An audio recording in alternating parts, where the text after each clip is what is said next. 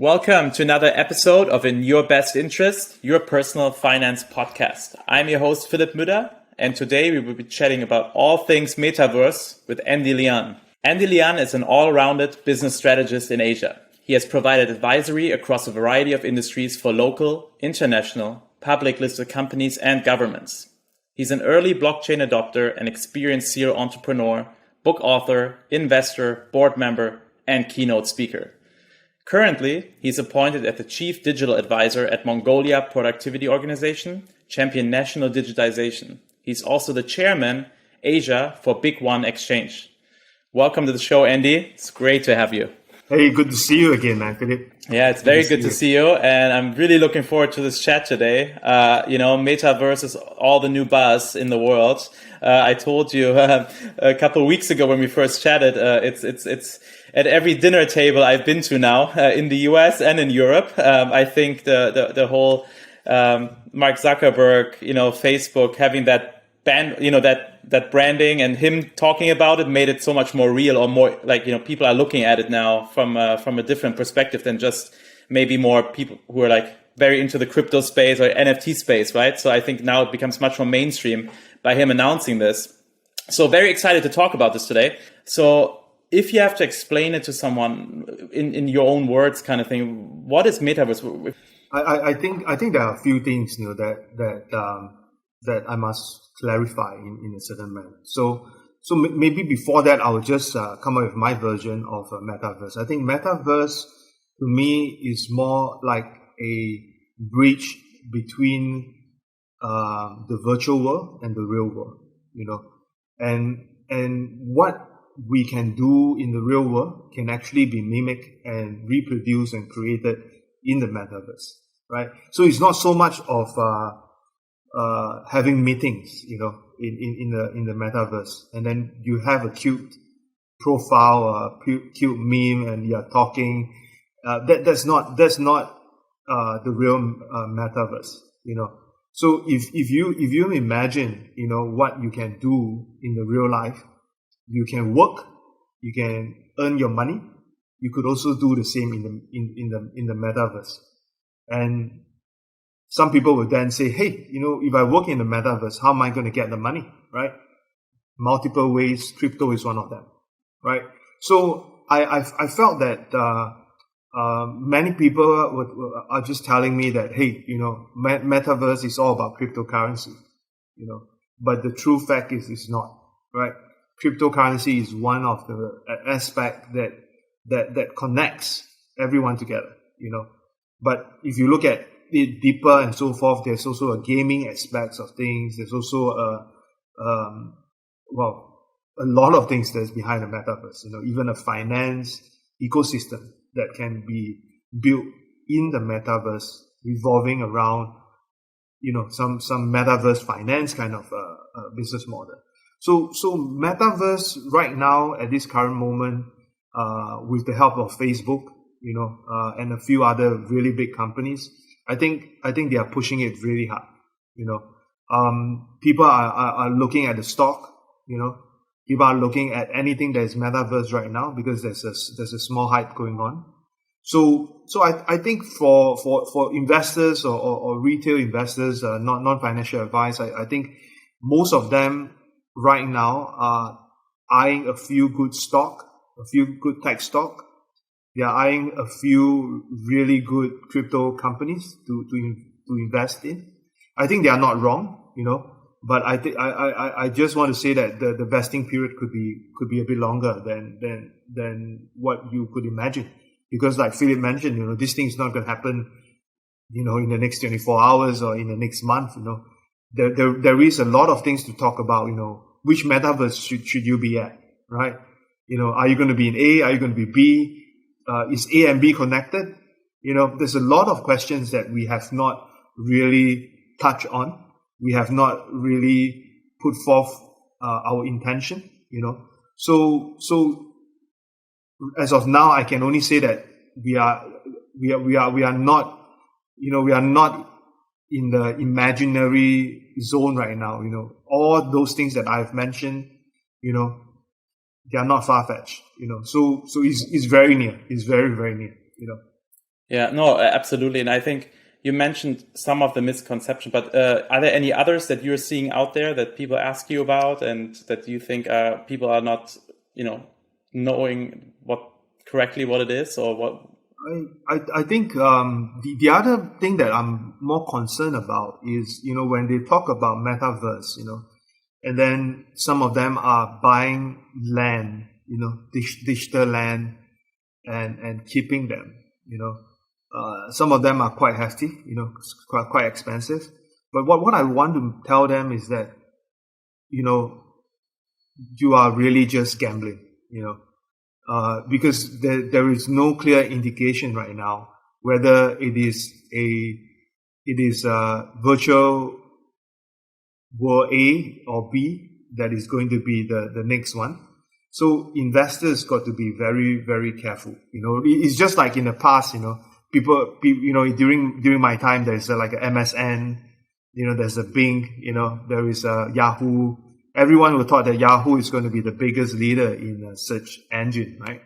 Look at it right now. They are still around, billion-dollar company, but, clearly Google has the biggest advantage right now.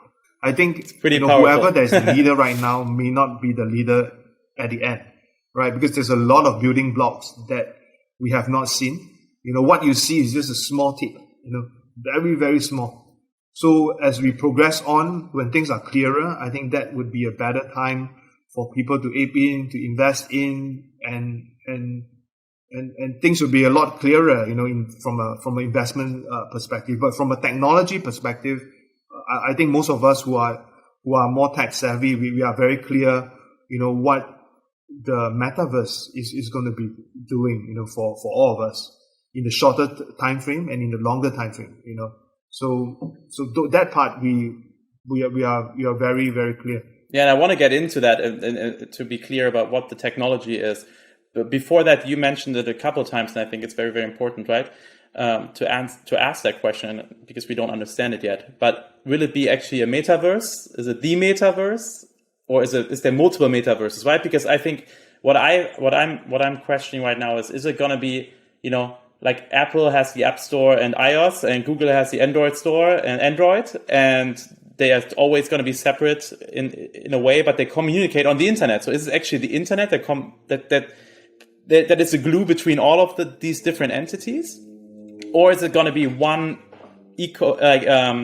one space that owns it all, right? Like, if you're Apple, you cannot be in the metaverse of Android or Facebook, for example, right? I feel like it's probably it might start in each of those sections, but ultimately it's the next version of the internet, right? To me, that's at least what I'm understanding. What are your thoughts on that? From a more idealistic standpoint, I think it is good for everyone to work together and unite. Then that metaverse would then be like, instead of having the analogy of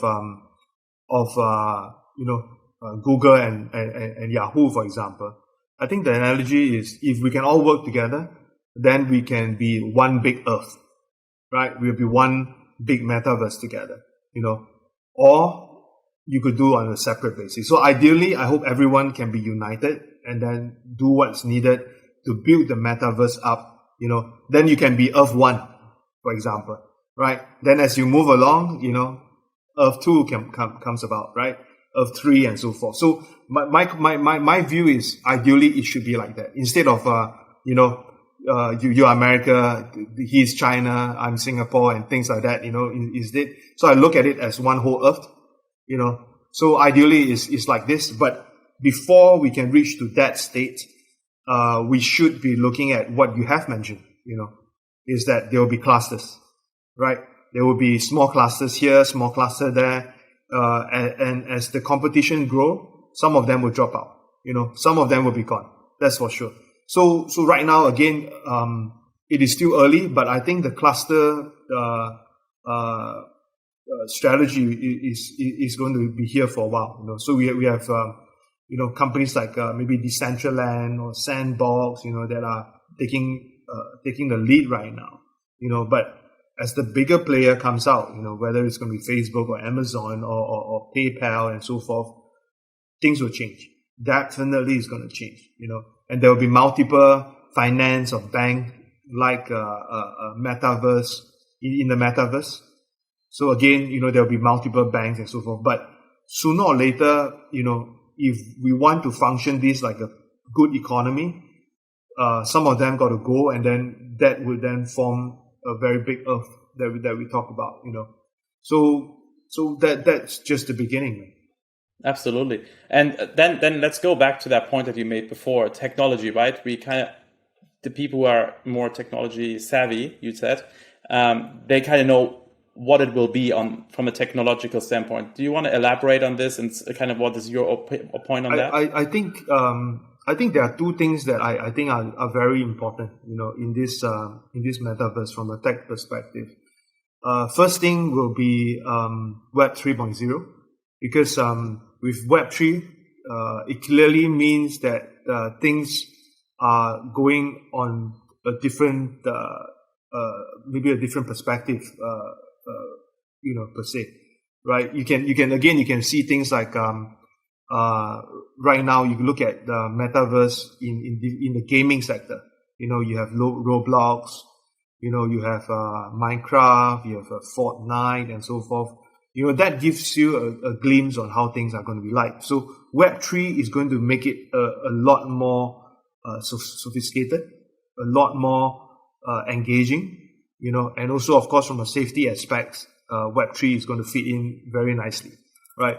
So tech guys, we will all know about all these things. The other thing that I want to mention is how is crypto going to fit in, to the whole virtual world, or to the whole metaverse, So that's a good point, because I think everything comes back to this crypto NFT space, because that was the precursor before Facebook just announcing it, but already throughout the year you heard it a lot more, and it's always that connection back to crypto and NFTs and musical contracts and stuff like this, right? So that would be super interesting if you can elaborate on that. So again, the same thing that I've brought up, what you see in the real world will happen in metaverse. So NFTs and all these things are just part of the concept, because if you look at it from a more from a more reality basis, it's like, for example, you have a lot of good paintings at home, right? There's no way you can showcase all of them, but you can showcase that as an NFT artwork in the virtual gallery in the metaverse, right? Same concept. You have a lot of watches. You can't wear all of them, but you could NFT them and showcase them, verify and showcase them in the metaverse. So I think NFT is the very first connector. The next thing that we will see would be something like I mentioned in one of my articles, I call it like Metaverse Fi or something, Metaverse plus a FI behind. So that become a place where you could earn, you could stake, you could get a good interest out of the things that you are doing in the metaverse, right? You can buy the things in the metaverse. You can cash out as well. When you cash out, of course, you use the crypto to cash out and then go back to fiat, and then of course you live your real life, and that could be, that could be the case, right? That could be the case on how we can connect crypto and everything together, because ultimately it's not just about NFTs and so forth. Someone somewhere got to be able to become the financial giant, for example, in the metaverse, to help facilitate all the payment, all the revenue streams and so forth. So I'm still waiting for a couple of good players who could come in to help facilitate things in the metaverse. And again, these are not crazy. You could have a real life scenario, where you have firefighters, you have policemen, you have your law enforcers and so forth. Those guys need to be paid as well. Paid by who? Paid by the metaverse creator, right? So everything will be very real, in the metaverse. It's not just about AR, VR. You can literally live your life virtually, on the metaverse, earn the money, do what you need to do, even from an education standpoint. So this is just, again, there's no limit to what we can do in the metaverse. No, absolutely. And I want to go back to tokens and crypto inside the metaverse here in a second. But you did mention really quickly VR and AR, right? Because I think it's might be one of the misconceptions, maybe not. But that's the one thing that everyone asks for. Is it just something, it's like close to the Matrix, right? We get hooked up to something. We go into metaverse for 10 hours and then we come back out of it into Ready Player One style kind of metaverse. That's where people are, that are not so sophisticated probably or not so into the topic are thinking that's what it's going to be. Because obviously, again, right, people listen to the news and they saw Mark Zuckerberg with a headset on, right? So is that necessarily that VR and AR headsets have to be involved in this or not? To be real honest, I personally, I don't think so, to be honest. This is just additional hardware that you talk about and so forth. It's just like when, people tell me, hey, Andy, things will get really very real, in the metaverse. Very, very real. You got to wear your headsets, you got to be in a special chair, where you could really feel everything and so forth. I said, well, that is a really good thing to happen, But then, is it necessary? I think it's not necessary, right?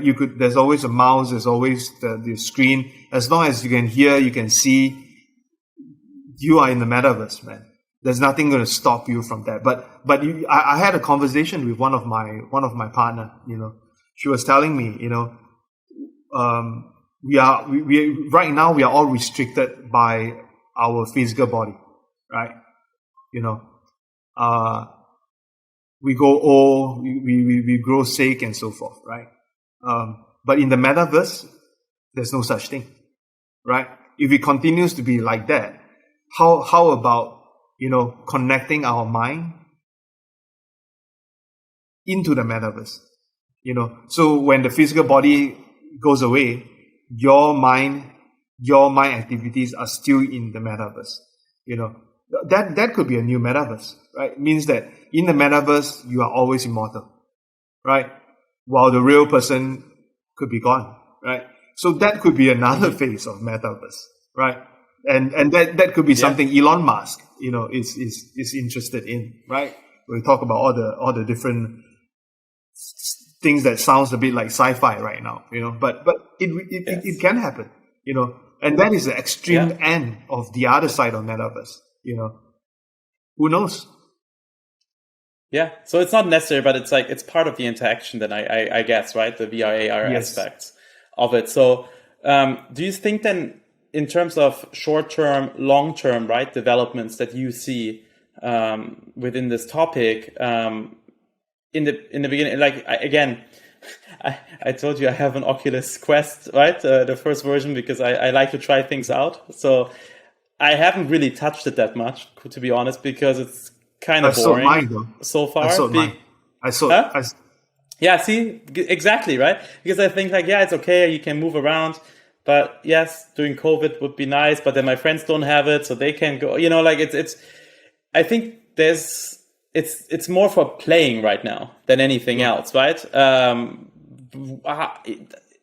do you see that changing in the short term and then in the long term?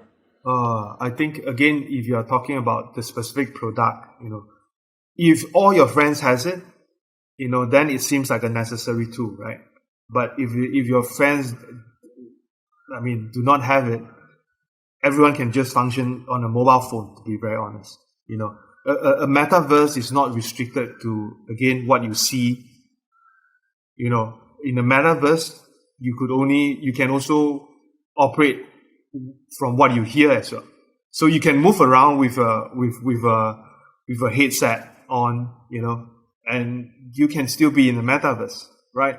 So it's not restricted by what you see visually or what you see and hear, but you can be separated, You can be in a metaverse that there's completely no sound, completely silent. That's a metaverse. You can be in a metaverse there's only sound. What's stopping you from that, right? So again, that additional tool or additional product is good for the brand owner, right? They will tell you that, hey, dude, you got to buy this. It's from Amazon, it's from Google, it's from Microsoft. Damn it, you use this, you can connect to the world. But then when you use this, because of the hefty price, Many of our friends do not have it, So I tell you very honest, I used it for about 1.5 months, I used it twice, and then I say goodbye to the thing because no one is connected to me, man. And then is that a metaverse? Yes, it is also a metaverse on your own, man. So I don't see that. I don't see that as a selling point. There's just additional things that companies try to upsell. That's how I see it. Yeah, no, absolutely. And I think that's all really, really good points. And I'm with you on this, right? So I think taking a step back then and talking a little bit more about how crypto fits into the whole metaverse discussion, right? And I think just talking about the Oculus Quest, it's a network effect. You need people on the network in order to make it robust, right? And people making them want to use it. So the same is true for, the crypto projects. So which ones do you see, like you mentioned already, Decentraland and, some of the other ones? Where do you see the biggest opportunities there? What are they working on? Like, what's exciting about them? And where do you see, the most opportunity, or at least not even opportunity to make money, but as a company themselves, like where do you see they can actually make a dent in that universe? I think in order to make a dent or make a good mark, in what they are doing, there are a few aspects. Number one is the ability to let other people earn money, right? If they are holding on to a certain cryptocurrency, or cryptocurrency within a ecosystem, the first thing is they have to make sure that people can earn money. So when people can earn that kind of money, you will see billions of people flocking in, right? Real or not real, I don't know, because some of them could be bots, right? So first is the money aspect, right? Then you form the community, and then with the community, you can come up with many different products, right? It can be, in the metaverse, as long as you apply to be a policeman, you get 1,000 tokens a day, for example, again. So investors come in, some investors want to work harder, they become a policeman, for example, and then some of them, they will come in and say, I'm going to open a bank, right? And this is the amount of tokens that I'm going to use and I'm going to stake. Again, then they become a facilitator within the metaverse, right? Some people want to be a property developer. So they come in, they build more land, they reclaim the land, so forth and so on. Then there's another role. So all the different role playing, will just add up, right? That's the second version, the second point. The third point that I want to really bring out is how the metaverse and the real world connects, right? Because you can't be on the metaverse 24/7, right? So there's a point where you need to come back to, where you are from, right? So what is the connection point? It goes back to whatever you earn in the metaverse, can it be cash out and use it in the real life, right? So that's another portion, the bridge between metaverse and the bridge between your real life right now, for your physical body. Yeah. So these are the three things that I think is fairly good, to look at. But if you look at the current market right now, a lot of speculation. So you will see a lot of NFTs, being hyped up. The price is being pumped. There are like some gallery, like I've mentioned, some gallery where people can show off what they have, and that's about all right now, right? So right now at this current moment, what you see things in the metaverse are very, very straightforward. Either you play a game, either you do an NFT, either you show off some properties that you have. This is just the beginning. So whatever I've mentioned in the point number 1 and point number 2 has not really happened yet. So I'm still waiting for that point to come. I'm also still waiting for that really big brother, that can now say that, hey, I'm the number one metaverse in 2020 or 2021 or 2022, So we need to find a few of these big brothers, because right now there isn't a real competitor right now, in the metaverse space, as of today. I want to first see the MSN that comes out. I want to see the Yahoo, then maybe the Google is going to come out. So there is a certain phase for it, So right now I've not seen that yet, until we see that first big competitor, rolling things out and people are using, then I think things will get really exciting. Whether it's the price or whether it's the adoption, things will get really exciting, after this. Yeah, no, absolutely. And those are some good pointers there. Since this is a personal finance podcast as well, right? And we talk about investments and things like that. From that perspective, so do you foresee the big banks being left behind in the metaverse, or in the next, this whole decentralized finance coming up, right? Being really strong now the last 2 years, and really it's yield farming, right? Like you said before, earning money digitally. Do you think the traditional finance player will catch on to this train because they have this cash? Same with those, like you said, to be trying to see for a big player to come into the metaverse. But where do you see the link between traditional finance and this new decentralized finance? There's a big link. If you look at the whole decentralized market or DeFi market right now, it seems big, but if you compare in terms of the size with the traditional finance, it's just a very small amount of money right now. So I think it's not true that the traditional finance guys are not into DeFi.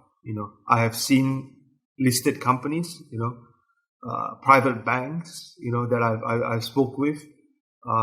They are going into the DeFi space, or if not, at least into the crypto space, right? So I think things will catch up, and right now at this current moment, to be real honest, it is still good not to have all the traditional finance guys to come in, because I don't want it to be a case where the traditional guys come in and then take over the lead and then bring over the bad habits as well, in the traditional finance, space, So right now with the innovation period, I think it is good to be a bit more cowboyish in a way. It is good to explore, So I think, and also the risk right now is a lot higher, right? So I think the traditional guys should not just come in full scale, because anyways, I don't think they have such a big guts to do that, right? They shouldn't do that, but they should already start to look at crypto, invest small amount into certain companies and learn from them, right? Because what we are doing in the DeFi world is not too much different from what we see in the traditional bank or traditional finance services companies. But it is how we operate, how fast things are, and the speed alone is something that traditional guys will not understand. They will think that, hey, this is a Ponzi scheme. This is a Ponzi scheme. Yeah. Well, to be honest, many startups, including those who are big right now, right at the beginning, everyone is a Ponzi scheme, right? Or they go in with a nice PowerPoint and say some really big, they sell a dream, right? Some really big words, and then some sounds like bullshit, and then that's it, then they got in like a $5 million investment, for example, because I do seed investing as well, angel investing as well, we do that, but coming back to the point is that right now the traditional guys are already putting a foot in, they are trying to bring what they are doing in the traditional finance into the space, bring in more liquidity into the space. I think it's good, and I dare say that I think almost all the big players, financial big players, they have already started putting some money into the crypto, into the crypto space.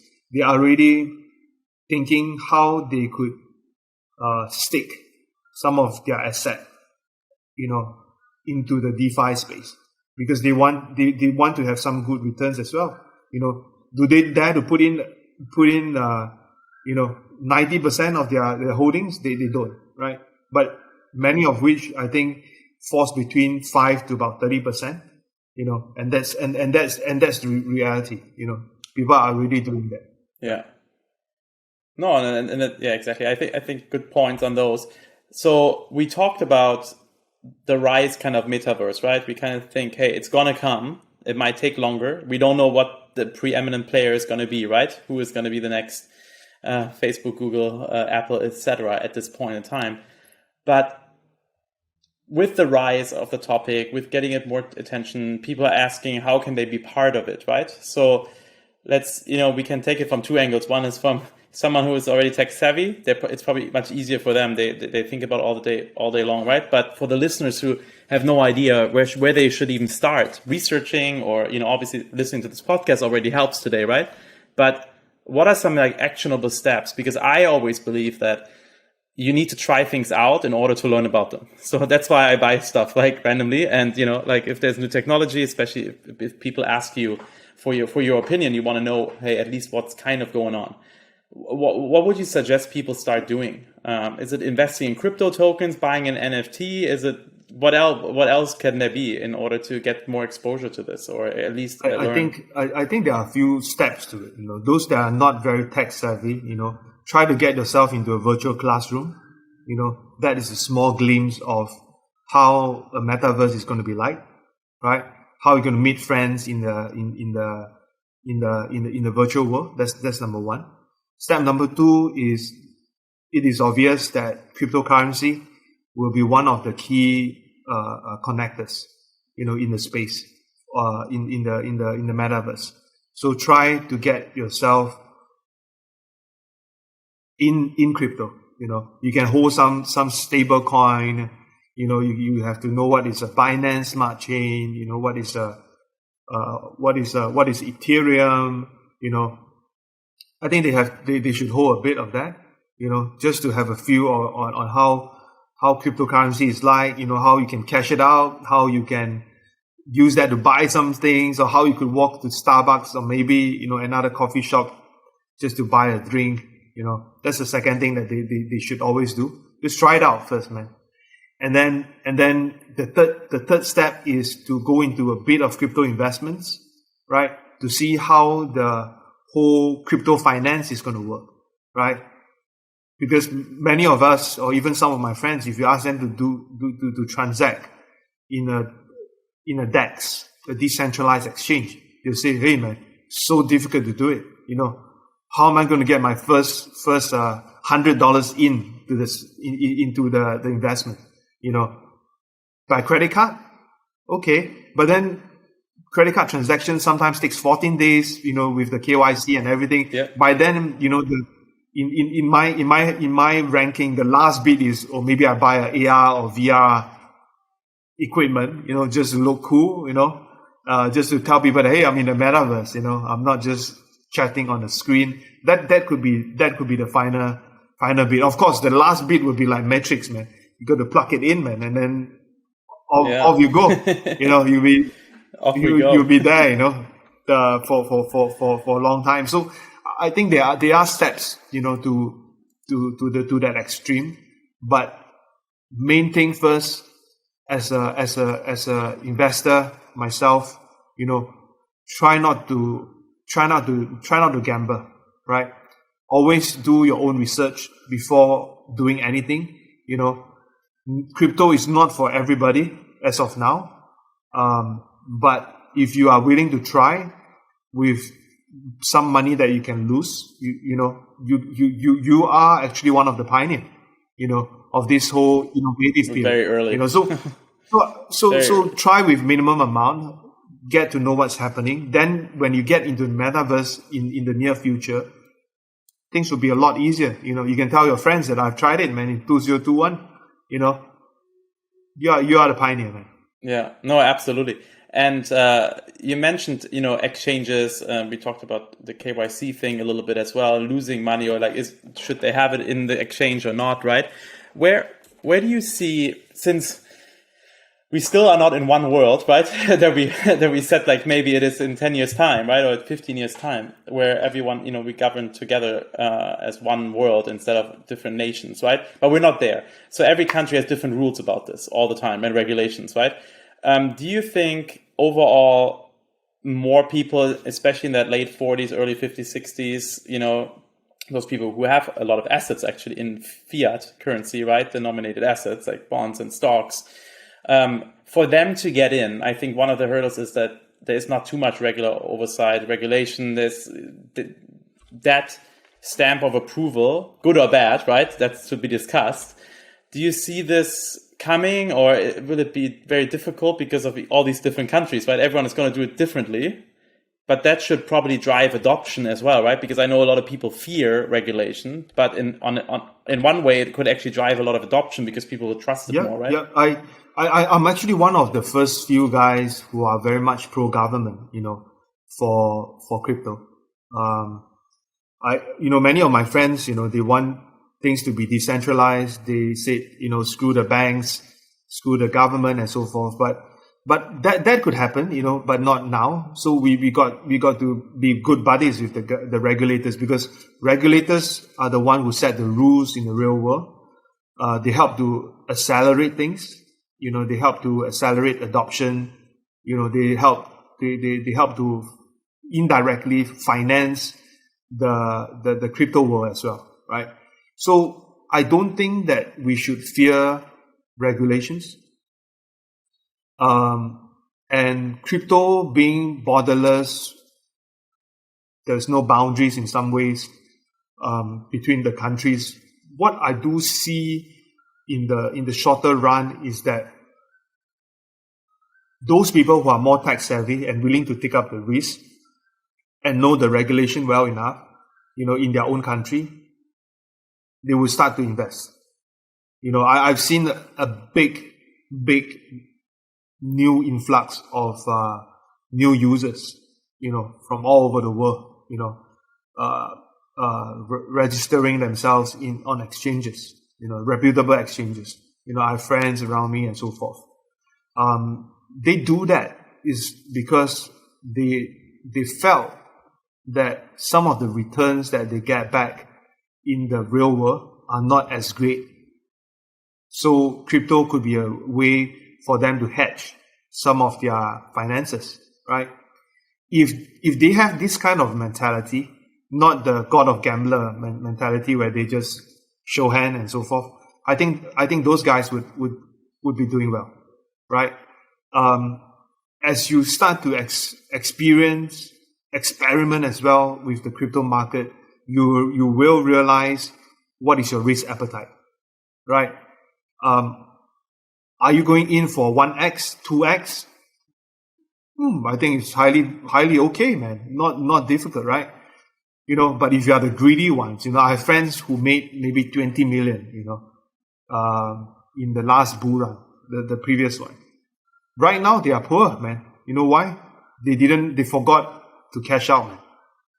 They forgot to convert it into a stable coin, for example. They didn't do that, right? Because they were hoping that a certain coin can go up to 1,000x. Is it possible? Possible, man. But you are staking 20 million and getting right now left with maybe 300,000. That's a big difference, man. Right?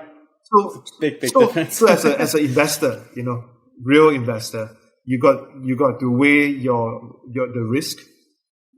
What you should do next. And if you're not greedy, you come out with a 10x, God bless everybody, right? If you want to stay and wait for it to be 1,000x, okay, possible, but then you got to God bless yourself, because I'm not sure when that's going to happen, right? So my advice is, apart from doing good due diligence and research work, you got to set a certain target for yourself. When are you going to exit? Are you going to be the greedy guy, or are you going to be the smart guy? Or are you going to go 1,000x or nothing, right? So it depends on individual risk appetite, but for beginners, I think just set a low low return, and then just go with it. Once you sell it away, don't think about it anymore, man. So that's how it is, man. If I keep thinking about the things that I've sold, I could be a billionaire, and then right now I'm not a billionaire. Well, I would get them depressed, man. So we just got to set the right goals, man.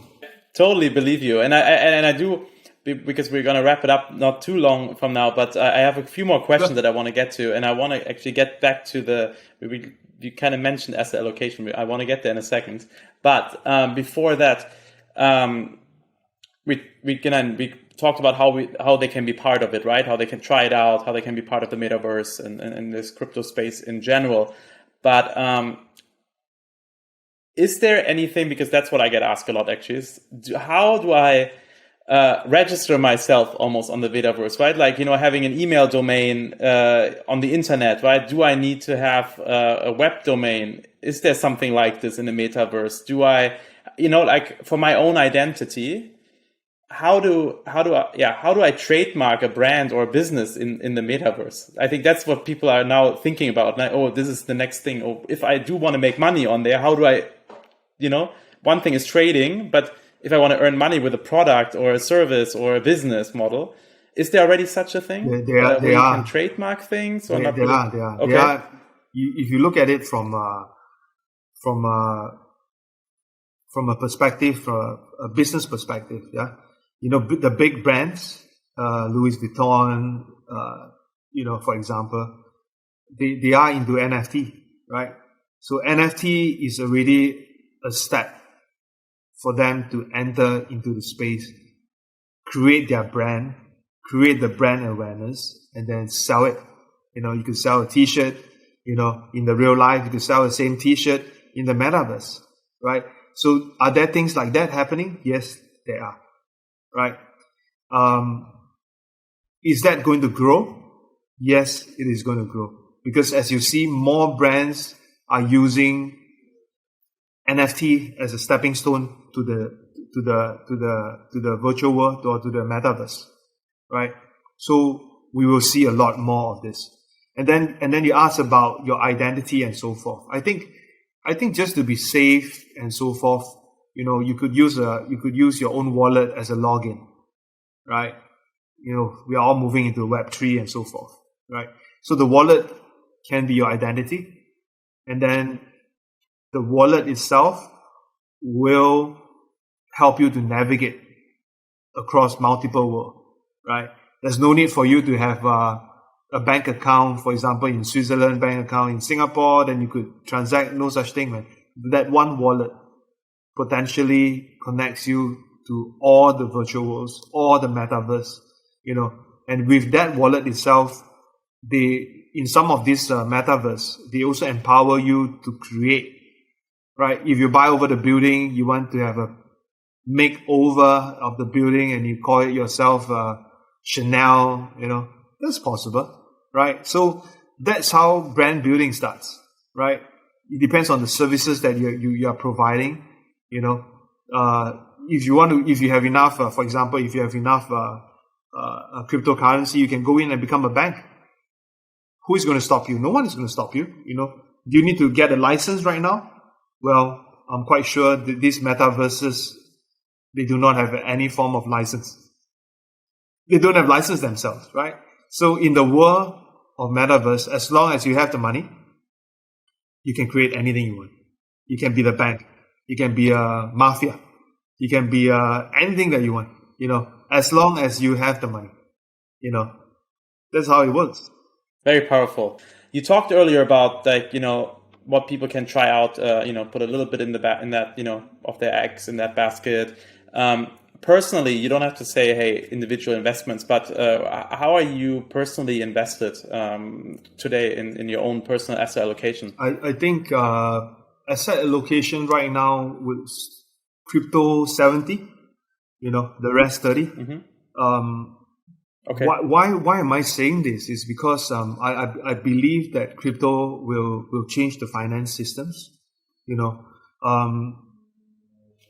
Why is it 70-30? Is because we still live in the real life, so that 30% is how we function as a real human being, a real Andy, a real Philip, in the real world. Most of it are in crypto. Even for the donations that I'm giving out, on a monthly basis, it's all in crypto. Because I felt that it's a lot swifter, a lot faster, to do that. And those and some of these organizations that are overseas, they can receive the funds a lot faster. I don't need to go through a bank transfer, SWIFT code, and then remittance. That's just too troublesome, right? It's just one click away. I'll tell you, when you say this, I have a really good story on this, because I think that was eye-opening and life-changing, I think, because you're living in different countries, you always, you use TransferWise, but you still have the banks, it still takes time, you're waiting for something to arrive, you're paying wire fees, this fee. I recently made a transaction, I bought something online, and I used Lightning through the Strike app, and it's mind-blowing when you do it for the first time. It's literally instant across the world, and done. Yeah. Seconds, right? It's frictionless. You just scan, done. And I was so impressed with that. And I think that's what you mentioned earlier. This is where it will blow these people's minds when they come from traditional finance, because that's what it should be. It's so, to me, ridiculous when you transfer money across borders, how long it takes, right? And the fees that are charged. And just sometimes you don't even know where the money is for a few days, because it's just up in the air somewhere. And no one is acknowledging that it's sent, but the reception is not there, right? So that to me is huge. And just because you just mentioned this as well, this was for me one of those. It's a huge moment to see that for the first time happening. It's really real, man, Philip. It's really very real. I give you an example. This you could have bought something that's very leisure, right? Maybe another gadget, but you just imagine, there is a disaster in a certain country. You're still going to send fiat over and then take a few days. They don't have that kind of days to wait, right? Send over some USDT, for example. Send over. They will find ways to transfer it into real cash. That's not difficult. There are a lot of depending on where you are. Some of them are very, very mobile. They have that mobile OTC, running around, and then you have money to change. They will just give you the cash, man. So I think crypto is really here to stay. 70-30 right now is the proportion. It might grow maybe to 80-20, or it might go a bit lesser depending on situation. And some people ask me, what bags do I have and so forth. I mean, out of the 70, slightly more than half of them are in the top coins, right? And then the rest are all in the rather shittier coins that we all seen. Because just to be real honest, if you talk to friends, when Bitcoin goes up by 3%, they will tell you, "Wait, man, it's a boomtown Charlie day, man. 3%, 3%, okay, is good." But then if you hold on to some of these altcoins, it could be 1,000%, So that's the reason why I separate the basket very, very clearly, right? And then, of course, I have another basket which is just purely for donations, So whatever that is being made or donated, it goes to the wallet, and then the wallet itself would just be a fund for donations, because every month I'm doing that, at least for the last 2+ years, ever since I was trapped in Singapore. So I felt that crypto allocation to your current asset is very important. Whether you're going to cash out or the crypto, that's a separate matter. But as long as you keep yourself in the forefront of crypto, you will learn a lot of new things on a daily basis, and that kind of return, would be very amazing. That's not what most private bankers would understand what you're saying. Sometimes they say, "Oh, 14% is good." but you guys are having 2,000%, 3,000%. How do you do that? They would think that this is not possible, but it is possible. There are some instances where things are really nice, So that's how I look at crypto, and that's how I look at Metaverse. I really hope that the adoption can go really fast in year 2022, because I felt that 2022 is a very, very good time for things to mature. As we start to open things up, because COVID, I think they have to start to open things up. We will see a lot more adoption, across different borders, across different world, and so forth. And that's going to be really cool. And again, that will also help to flourish this whole Metaverse space, because as there are more adoption, there will be new money, new people, going into the Metaverse. Things will be very, very different. Trust me, man. What I talk about, spiritually, you remain alive in Metaverse. That should not be something that is too far away too, man. Again, let's shout out to Elon Musk. Ask him to do more. Maybe he could help. Exactly. Shout out to Elon. Well, that's awesome. Hey, Andy, I learned so much today. If people want to learn more and find you on the internet, what's the best way to connect with you, to see what you're up to see your next steps? Anything you want to shout out? I think you could just reach me out from Twitter. If not, you can go to my website, andy.com. Or if you are looking at things related to crypto and so forth, my big team from BigONE Exchange, they will be there to also help you. We are very friendly. We hope to help everyone, who have the questions, and that's how it is, man. Anyway, it's very easy to search for me. That's awesome. Thanks, Philip. So thank you again, Andy. Really appreciate having you on. Okay.